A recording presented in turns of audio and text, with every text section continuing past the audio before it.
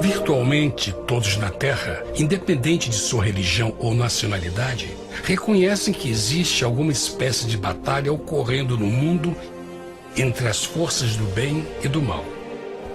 Uma luta colossal entre a luz e as trevas, a verdade e o erro, a opressão e a liberdade, o bom e o mal, e finalmente, a vida e a morte. Qual é a história por trás deste evidente paradoxo? Muitas religiões, assim como a Bíblia, ensinam que além deste véu tridimensional do mundo físico que vemos, existe outro mundo espiritual que não podemos ver. Nesta realidade invisível ao nosso redor, se desencadeia uma batalha titânica entre o herói supremo e justo contra o vilão mais cruel e maligno. A grande pergunta é: quem são esses personagens e como e onde começou esta crise cósmica? Este é o maior mistério de todas as épocas e a história mais fascinante e verdadeira que jamais tem sido contada. Esta crise envolve cada pessoa sobre a Terra. Sim, cada pessoa.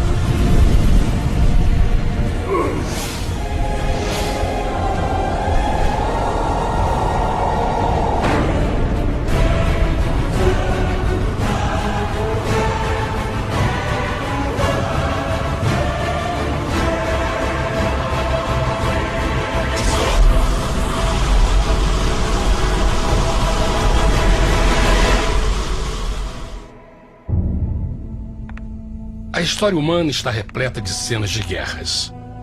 E todas as pessoas já experimentaram conflitos. Mas para entender a origem do mal, devemos viajar ao passado para a Primeira Guerra do Universo. Porque esta guerra não aconteceu na Terra. Antes que o nosso mundo existisse, houve uma guerra no céu. Mesmo as palavras guerra no céu soam como uma contradição. É quase inimaginável para nós que pudesse haver batalhas e conflitos entre as criações de Deus no paraíso. O que pode ter causado este conflito celestial? Graças a um livro antigo chamado Bíblia, temos detalhes suficientes para poder juntar as peças e desatar os nós.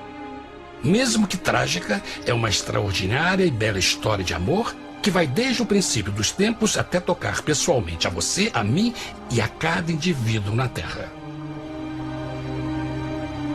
Nossa história começa há muito tempo atrás na capital do universo. Em um lugar chamado Céu, que estava repleto de seres angelicais que amavam fazer a vontade de Deus.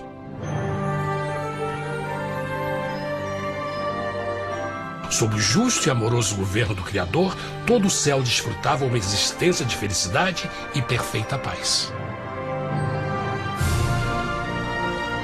O príncipe supremo do paraíso e comandante dos anjos era o poderoso e amoroso Filho de Deus, mais conhecido com o nome que adotou quando veio à Terra, Jesus. Ele tinha o mesmo propósito e pensamento com Deus, o Pai. O céu, sob o comando compassivo do Pai, Filho e Espírito Santo, provou ser um maravilhoso lugar de paz e alegria.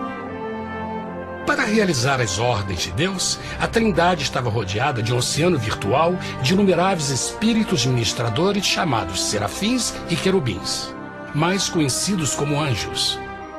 Estas poderosas e inteligentes criaturas descobriram que a felicidade estava em cumprir as ordens do Todo-Poderoso. Mas Deus criou um extraordinário anjo para atuar como líder de toda a multidão celestial. A Bíblia nos diz que seu nome era Lúcifer, que significa portador da luz. Este querubim foi o maior ser criado por Deus e assumia a posição mais próxima do trono de Deus, estando diretamente sob a autoridade de Jesus. A tarefa de Lúcifer era difundir a luz e o conhecimento da vontade de Deus a todos os outros anjos. Lúcifer foi o mais esplêndido ser criado por Deus. Era extremamente bonito e dotado de enormes poderes de liderança e organização. Entre os anjos, ele foi muito admirado, respeitado e amado como amigo. Mesmo assim, Deus previu o mal que Lúcifer estava a ponto de introduzir no reino da luz. Cheio de sabedoria e formosura, de todas as pedras preciosas te cobrias. Tu eras o querubim, ungido para cobrir, e te estabeleci. No monte santo de Deus estavas. No meio das pedras afogueadas andavas. Perfeito eras nos teus caminhos, desde o dia em que foste criado, até que se achou iniquidade em ti. Quando Lúcifer percebeu a sua beleza e poder, seu coração pouco a pouco começou a mudar. Permitiu que seu enfoque se afastasse de Deus e direcionou seu amor para si mesmo. Talvez nunca saberemos completamente como e porquê estas sementes de rebelião germinaram em seu coração. Mas o profeta Isaías nos dá uma visão do pensamento de Lúcifer. Como caíste desde o céu, ó estrela da manhã, filha da alva! Como foste cortado por terra, tu que debilitavas as nações! E tu dizias no teu coração: eu subirei ao céu, acima das estrelas de Deus exaltarei o meu trono. Subirei sobre as alturas das nuvens e serei semelhante ao Altíssimo. Lúcifer, aos poucos, começou a cobiçar o poder de Deus, mas não sua personalidade. Ao pensar em suas próprias habilidades e belezas extraordinárias, os perversos tentáculos do orgulho e vaidade congelaram sua mente. Este ressentimento e inveja fizeram com que ele violasse a lei sagrada de Deus e se rebelasse contra seu governo. Precisamos fazer uma pausa e esclarecer algo. Desde o princípio, Deus ordenou que as leis da física governassem o mundo material em que vivemos. Sem essas leis naturais, o universo seria um caos. Do mesmo modo, as leis morais de Deus sempre têm dado segurança e estabilidade ao cosmos. Alguns pensam que os 10 mandamentos não existiram, até que o Senhor os entregou a Moisés no Monte Sinai. Mas as Escrituras nos ensinam que os princípios das leis de Deus sempre existiram por toda a eternidade, pois são a base fundamental de seu reino de amor. Seguros todos os seus mandamentos, permanecem firmes para todo sempre e são feitos em verdade e retidão. Os 10 mandamentos são um resumo das características de um Deus de amor. Os primeiros 4 mandamentos descrevem quem é Deus, seu poder, seu território e autoridade. Os últimos 6 descrevem como é Deus, sua honestidade, sua pureza, sua fé. Todas estas coisas sempre foram verdade e sempre serão verdade. Agora, pela primeira vez na história da eternidade, Lúcifer começou a violar estes princípios perfeitos. Lúcifer sabia que se fosse compartilhar o poder e status de Deus, necessitaria de apoio. E deu início ao trabalho. Começou sorrateiramente a circular entre os outros anjos, plantando sementes de dúvida e descontentamento a respeito da liderança de Deus, ao mesmo tempo em que, sutilmente, revelava suas próprias virtudes. Ele insinuou que Deus abusava de seu poder divino e suas leis restringiam a verdadeira liberdade e felicidade de suas criaturas. Com seu raciocínio audaz e poder de influência, Lúcifer pôde persuadir a um grande número de anjos a se unirem para seu motim. Talvez se perguntem, como tantos anjos inteligentes puderam seguir esse desertor? Bom, lembrem que até esse ponto nenhum anjo tinha escutado uma mentira. E nesse primeiro estágio da rebelião, os anjos não perceberam a obsessão de Lúcifer em assumir a posição de Deus. Não sabiam que finalmente ele planejaria a tortura e o assassinato do Filho de Deus na cruz com a intenção de ocupar o seu trono. Estranhamente, Lúcifer pensou que poderia ocultar seus verdadeiros propósitos de Deus. Ai dos que querem esconder profundamente o seu propósito do Senhor e fazem as suas obras às escuras e dizem: quem nos vê e quem nos conhece? Não pense nem por um momento que a rebelião de Lúcifer surpreendeu Deus e o pegou desprevenido. O Senhor sabe de todas as coisas e os pensamentos de suas criaturas. Ele entendia exatamente o que estava se passando pela mente de Lúcifer. E piedosamente Deus advertiu o desgarrado anjo do perigo. Mas no final, o orgulho e a vaidade não permitiram que Lúcifer se arrependesse. Então, iniciou a rebelião total contra Deus em vez da humilde obediência. Alguns podem perguntar: isso significa que Deus criou um anjo defeituoso? Não, mas ele criou Lúcifer com livre-arbítrio.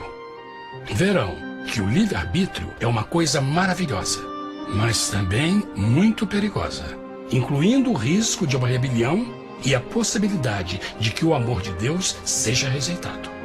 Vejam que o amor real não pode vir de uma criatura pré-programada e não pode ser forçado, deve ser voluntariamente dado.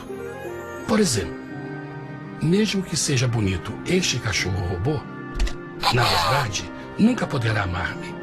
Posso fazer que pareça que me ame, mas só estará seguindo instruções pré-programadas. Não tem opção. Por outro lado, este pequenino está realmente feliz em ver-me. Ele decidiu dar-me seu afeto. E com o tempo, nossa relação se fará mais forte, enquanto eu ame e cuide bem dele. Do mesmo modo, um Deus de amor só quer amor verdadeiro de suas criaturas. E para que isso aconteça, elas precisam ter o livre-arbítrio. A rebelião de Lúcifer é a maior evidência de que ele tinha esta liberdade. Agora, a grande pergunta é: como Deus enfrentaria esta crise? Como lidaria com Lúcifer e com os milhões de anjos que se uniram nessa rebelião? Muitos questionam por que Deus não acabou imediatamente com a rebelião. Afinal, ele poderia facilmente vaporizar Lúcifer com um raio. Mas isto teria solucionado o problema? Não, pelo contrário. Isso só teria intensificado as dúvidas e suspeitas que Lúcifer havia plantado na mente dos anjos. Lembrem que Lúcifer sabia, como ninguém mais, da engrenagem interna do governo de Deus. Sua destruição seria vista como parte de uma grande armação, e a razão que o motivou a servir Deus teria sido o medo da represália e não o amor. O Senhor sabia, na sua sabedoria, que a melhor forma de enfrentar a crise era permitindo que tudo seguisse o seu curso. Esta seria a única forma de se assegurar que o mal não se ergueria outra vez. Deixai crescer ambos juntos até a ceifa. E por ocasião da ceifa, direi aos ceifeiros: colhei primeiro o joio e atai-o em molhos para o queimar, mas o trigo ajuntai-o no meu celeiro. Na parábola do joio e do trigo, Jesus descreve que um tempo de crescimento é necessário para que uma planta revele sua verdadeira natureza. No seu entendimento infinito, Deus sabia que com o tempo, o caráter real de Lúcifer seria exposto e que os amargos frutos de sua rebelião seriam vistos. Até agora, os cidadãos do universo não estavam familiarizados com o pecado e até onde os levaria. Mas isso mudaria quando eles vissem por si mesmos sua terrível natureza autodestrutiva. Afinal, a sabedoria e o amor do governo de Deus seria para sempre confirmado e o universo estaria seguro. Quando Lúcifer e seus seguidores revelaram abertamente sua rebelião, o Senhor soube que não haveria paz se permitisse que eles ficassem no céu. Deveria impor um limite, entrar em ação e enfrentar os rebeldes. Mas Lúcifer e seus seguidores nunca sairiam por vontade própria ou pacificamente. O passo seguinte foi a guerra. houve batalha no céu. Miguel e os seus anjos batalhavam contra o dragão. E batalhavam o dragão e os seus anjos. Mas não prevaleceram, nem mais o seu lugar se achou nos céus. E foi precipitado o grande dragão, a antiga serpente, chamada o Diabo e Satanás, que engana todo mundo. Ele foi precipitado na terra, e os seus anjos foram lançados com ele. A Bíblia não revela exatamente que tipo de armas foram usadas durante este conflito cósmico. Mas esta guerra foi como nenhuma guerra que os olhos mortais já viram. Apocalipse 12:4 nos diz que finalmente Lúcifer e 1/3 dos anjos de Deus foram expulsos do paraíso.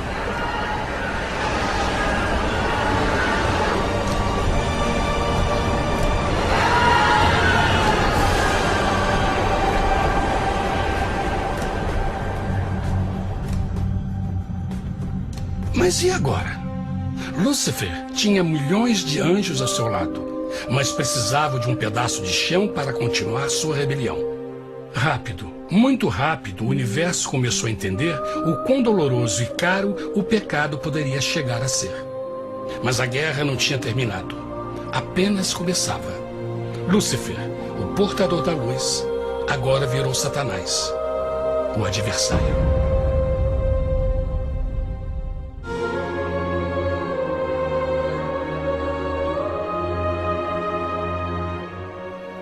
Depois da guerra no céu, Satanás e seus anjos caídos foram expulsos da corte de glória. Por um tempo, o diabo e seus demônios vagaram pelo universo buscando inutilmente mundos que se compadeceram e se uniram à sua rebelião. Enquanto isto, o coração de Deus sentia intensamente o vazio que deixou a perda de Lúcifer e seus anjos. Então o Pai, o Filho e o Espírito Santo retomaram seu trabalho favorito, o maravilhoso trabalho da criação. Decidiram fazer um mundo novo, pleno, com muita variedade e diversas criaturas de amor. Este novo mundo seria único, porque as criaturas principais seriam feitas à imagem de Deus. Para eles, o Senhor também daria o domínio deste planeta novo, que conhecemos como Terra. No princípio, Deus criou a terra. E viu Deus tudo quanto tinha feito, e eis que era muito bom. Que imagem maravilhosa! Deus forma um novo mundo, nosso planeta, Terra. E em cada maravilhoso dia da criação, algo novo e espetacular começa a fazer parte da cena. Por exemplo, no terceiro dia, Deus falou e uma linda e exuberante vegetação fez parte da existência. Plantas de todas as cores, formas e tamanhos. No quinto dia, o mundo estava repleto de espantosas e exóticas criaturas, que podiam tanto se elevar aos céus como deslizar pelas águas azuis. E outras podiam fazer as duas coisas. No sexto dia, houve a introdução de um grande número de animais terrestres. Desde o gigante elefante até o pequeno esquilo, cada um encontrou um lugar nesse novo planeta para viver em harmonia com o resto da criação. E também no sexto dia, Deus criou o homem. E disse Deus: façamos o homem à nossa imagem conforme a nossa semelhança. E formou o Senhor Deus o homem do pó da terra, e soprou em suas narinas o fôlego da vida, e o homem foi feito alma vivente. E plantou o Senhor Deus um jardim no Éden, do lado oriental, e pôs ali o homem que tinha formado.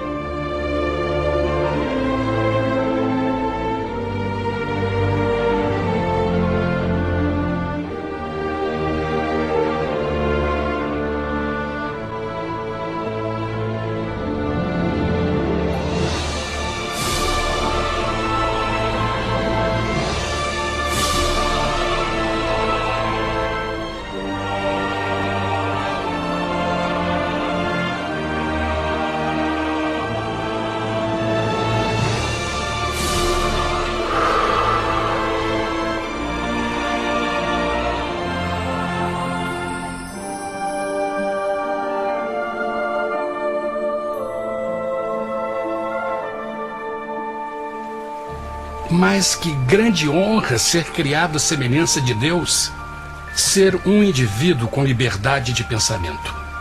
No princípio, o homem não percebia a sua nudez. Provavelmente porque antes do pecado ele estava vestido de glória e luz.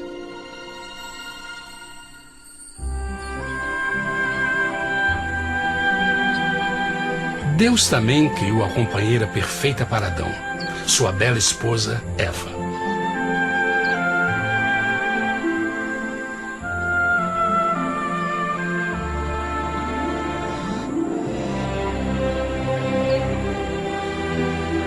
O feliz casal foi colocado em um magnífico jardim perfeitamente projetado para aumentar sua felicidade. Para Adão e Eva e as outras criaturas da terra, também foi dado o privilégio divino de procriar a sua própria imagem. A intenção de Deus foi que a raça humana tivesse domínio sobre este paraíso perfeito para sempre. Eternamente felizes e saudáveis, trabalhariam com a flora do jardim de Deus, enquanto desfrutariam o afeto e companhia de todas as criaturas sob seus cuidados. O ambiente que nossos primeiros antepassados experimentaram foi muito diferente do mundo de hoje. As rosas não tinham espinhos, os insetos não mordiam nem picavam, e os leões e as ovelhas brincavam juntos. Mas a grande bênção era os humanos viverem em perfeita harmonia com seu Criador. A cada 7 dias, Adão e Eva descansavam de seu prazeroso trabalho e gozavam de uma comunhão com a visita de seu Criador. Era um mundo esplêndido e maravilhoso. E esse estado de felicidade teria continuado eternamente se nossos primeiros parentes tivessem mostrado fidelidade com uma simples prova. Mas da árvore do conhecimento do bem e do mal, dela não comerás, porque no dia em que dela comeres, certamente morrerás. Visto que o adversário havia contaminado o universo com sua rebelião, o Senhor viu a necessidade de uma simples prova de amor e lealdade. Lembrem que os anjos bons acabaram de ver 1/3 de seus amigos serem expulsos do céu durante a guerra. Como estariam seguros de que esses novos humanos não se uniriam a Lúcifer e causariam problemas? Então o Senhor plantou uma árvore no jardim, uma árvore cujo fruto não deveria ser comido sob pena de morte. Ao passar por esta simples prova de obediência, Adão e Eva mostrariam a lealdade para com Deus e a fé em sua palavra. Ainda mais, era uma prova de amor. Por isso, Jesus disse em João 14, se me amais, guardais meus mandamentos. Mas alguém mais soube desta prova de fé e estava determinado a usá-la em seu favor. Satanás estava com inveja dos humanos que desfrutavam da bendita vida que ele perdeu. Sua feliz existência estava em total contraste com a sua, que agora estava cheia de culpa, pecado e miséria. Com ressentimento e raiva, não estava disposto a deixar o casal em paz, pois o pecado sempre buscará arrastar a outros consigo.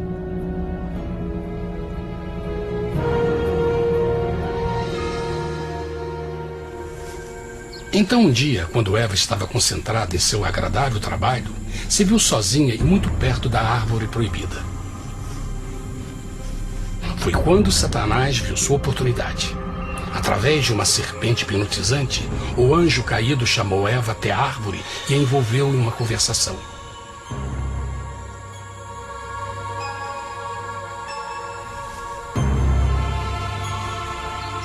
Suas palavras encantadoras foram cuidadosamente calculadas para gerar desconfiança a Deus.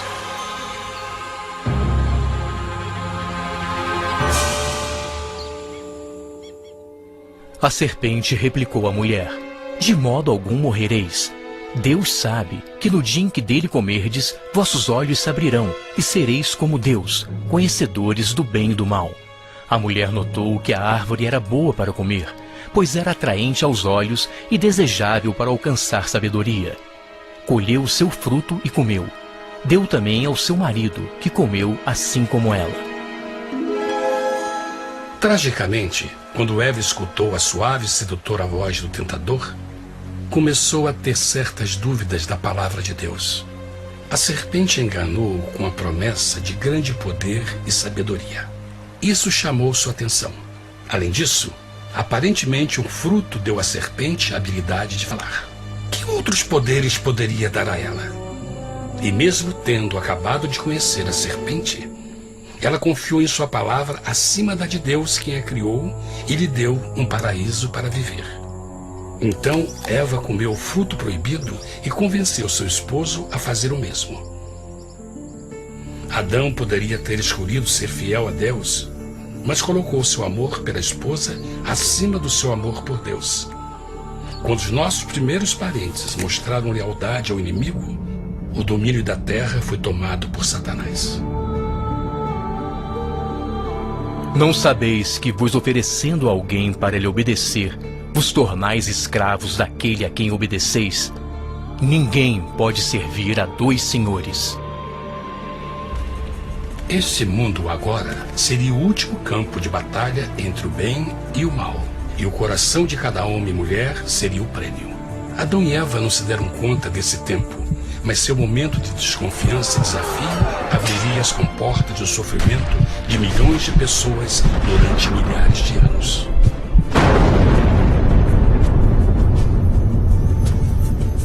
Portanto, como o pecado entrou no mundo por um homem, e por ele a morte, e assim a morte transmitiu-se a todos os homens naquele em quem todos pecaram. Nossos primeiros parentes logo enfrentaram o terrível resultado de seu pecado. Em estado santo, Adão e Eva resplandeciam com túnicas de glória. Depois de pecarem, suas túnicas naturais de luz se desfizeram e eles ficaram mortificados com a sensação de sua nudez. Vergonha e temor tomaram o lugar de sua alegria e paz e trataram de cobrir sua nudez com folhas. Agora eles se encontravam sob constante influência do diabo. Ao ceder à tentação, debilitaram sua natureza, e Satanás ganhou poder sobre a humanidade. As pessoas não podiam resistir às tentações do diabo com sua própria força. Por último, e o mais aterrador, se encontravam vivendo sob a pena de morte iminente. Deus havia advertido que a desobediência traria a morte. Já tinha experimentado a morte espiritual. Quanto tempo passaria para sofrerem a morte física também? Nesse ponto, seu futuro não tinha nada mais que escuridão e desespero. Tendo expulsado o homem, colocou diante do jardim do Éden os querubins com o cintilar da espada flamejante, para guardar o caminho da árvore da vida. Como o pecado provocou a expulsão dos anjos caídos de seu lar celestial, agora pela desobediência, Adão e Eva foram tirados de seu jardim, seu lar no paraíso. Tudo à sua volta estava mudando rapidamente, e a humanidade se encontrou suscetível às dores, doenças e finalmente à morte. Até os animais e plantas estavam infectados pela terrível maldição.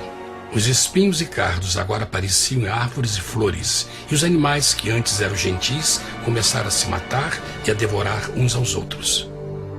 O pior resultado foi que o pecado separou a humanidade de Deus. Mas vossas iniquidades cavaram um abismo entre vós e vosso Deus. São vossos pecados que ocultaram de vós sua face, para não vos escutar. Na criação, foram dados a Adão e Eva a honra de falar com os anjos, e até com o Filho de Deus cara a cara. Mas Deus é tão puro e santo que nenhum mal pode existir na sua presença. Agora que os primeiros humanos tinham pecado, Deus afastou sua santa presença deles para a sua própria proteção. O pecado tinha queimado uma parte da alma do homem que já não podia ver a dimensão espiritual. Deste momento em diante, a comunicação com o céu seria limitada. Mesmo com todas estas maldições caindo sobre Adão e Eva, o coração do Senhor se encheu de compaixão. A lei que haviam violado não poderia ser alterada para salvá-los, pois é tão sagrada e imutável como Deus mesmo. O Senhor sabia que havia só uma maneira na qual o homem podia se redimir. Então um plano foi revelado, nascido do fundo do coração de Deus. Um plano para salvar o homem de seu encontro com a morte eterna e restaurar tudo que estava perdido com o pecado. Seria de grande intensidade, alcance e poder, mas seria um plano que também implicaria num enorme sacrifício. O amor de Deus para conosco se manifestou por ter enviado ao mundo seu Filho unigênito, a fim de vivermos por ele. Nisto consiste o amor, não em termos nos amado a Deus, mas em ele nos ter amado e enviado seu Filho para se sacrificar por nossos pecados. As Escrituras claramente ensinam em Romanos 6:23, o custo do pecado é a morte. A lei violada demandava a vida do pecador e só tinha um em todo o universo qualificado como substituto da humanidade. O Criador só podia pagar a dívida de suas criaturas tomando seu lugar. Então Jesus Cristo, o Filho de Deus, concordou em deixar a pureza, glória e segurança do céu. Ele viria para morrer em nome do homem em seu malvado e renegado planeta.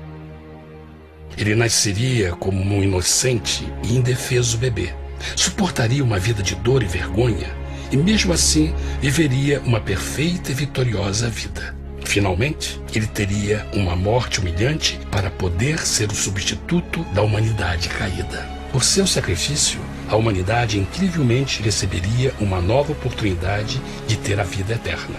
Seu sangue seria o resgate para um mundo raptado por Satanás. Este maravilhoso plano de redenção foi graficamente ilustrado no sistema de sacrifício de animais ordenado por Deus depois da queda do homem. O Senhor tinha avisado Adão e Eva que iriam morrer no dia em que comessem do fruto proibido. E como que permaneceram vivos? A Bíblia nos diz que imediatamente depois do pecado, Deus providenciou roupas na forma de peles de animais. É bom notar que o Apocalipse se refere a Jesus Cristo como a ovelha que foi morta desde o princípio do mundo. Isso indica que uma ovelha foi sacrificada no mesmo dia para prevenir suas mortes imediatas. Pela fé, neste sacrifício, suas mortes foram simbolicamente transferidas deles para a criatura inocente. A ovelha certamente era a representação de Jesus. Assim, um raio de esperança foi dado em uma situação de escuridão e desespero.